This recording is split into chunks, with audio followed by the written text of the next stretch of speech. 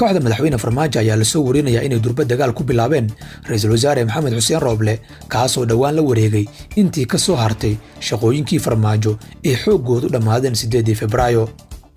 kooxdan ayaa la sheegay inay ka xumaadeen sida uu Rooble u adeegsanayo awoodda uu helay iyo walaac ay ka qabaan inay arrintani saameyso hanaanka dib u doorashada Farmaajo.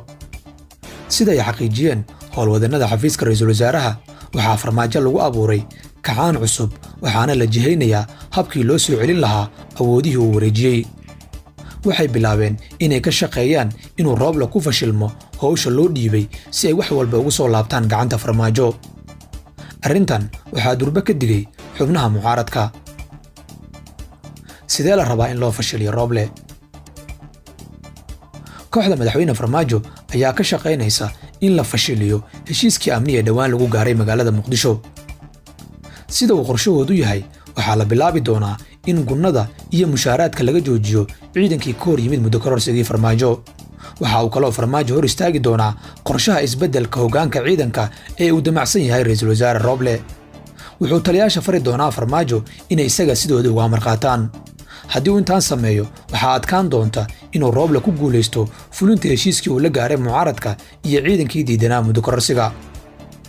waxay kaloo diyaarinayaan inay adkeeyaan xujooyinkooda la xiriira shirka soo socda sida arrinta gedo iyo guddiyada doorashada oo ay rabaan in halkoodii hore loo dhaafo. taas oo haddii ay dhacdo ay diidi doonaan Puntland, Jubbaland iyo mucaaradka.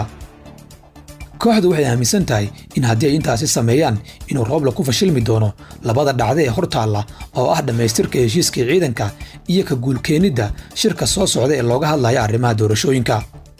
intaas kadib waxaa iyaga u sawiran in loo soo laaban doono Farmaajo oo ay wax walba isaga gacantiisa ku soo dhammaan doonaan. maxay u dooranayaan dagaalkan cusub? Farmaajo iyo kooxdiisa waxaa durba ku dhacday shaabad ah inay ahaayeen caqabadda ugu weyn ee dalka kadib markii uu Rooble abuuray furfurnaan siyaasadeed iyo xasilooni u dhaxaysa mucaaradka iyo muxaafidka. waxay kaloo dareemeen hoos u dhac siyaasadeed oo halis ku ah ololahooda doorashada.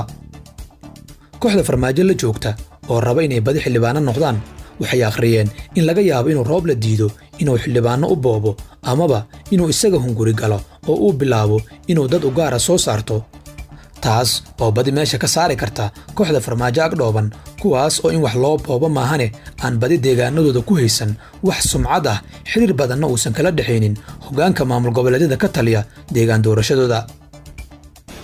Rooble ma dareensan yahay dagaalkan? xubnaha aan la hadalnay waxa ay sheegeen inuu Rooble dareemayo kacdoon cusub oo kaga socda dhanka Farmaajo. wuxuu bilaabay inuu nafis siyaasadeed ka raadiyo dhinaca mucaaradka isagoo shalay u tagay Xasan Sheekh. mucaaradka maamul goboleedyada iyo beesha caalamku waxay garab taagan yihiin ra'iisul wasaaraha.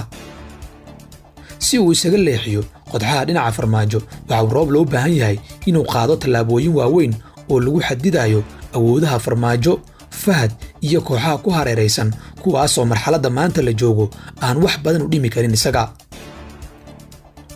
haddii ay fashiliyaan dadaalada Rooble maxaa u hirgeli kara kooxda Farmaajo?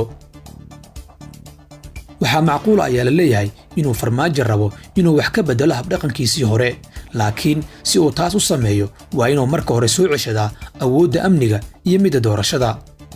hadda waxba gacanta uguma jiraan Farmaajo. digashada siyaasadeed ee ku socota ayaa si weyn u damqinaysa hogaamiyaha waqti uu ka dhammaaday iyo kooxaha ku hareeraysan. laakiin haddii uu fashiliyo qorshaha Rooble oo isaga gacantiisa howsha ku soo noqoto waxaa dhici karta inuu sumcad cusub ka dhex raadiyo halkaas walow aan la hubin inuu wax xallin karo marka dib loo akhriyo habdhaqankiisii dhowrkii sano ee la soo dhaafay. Rooble ma laga soo ceshan karaa awoodda? inkastoo aan warqad qoran la siinin Rooble haddana haddii uu isagu noqdo siyaasi weli hal il u duuban tahay waa macquul.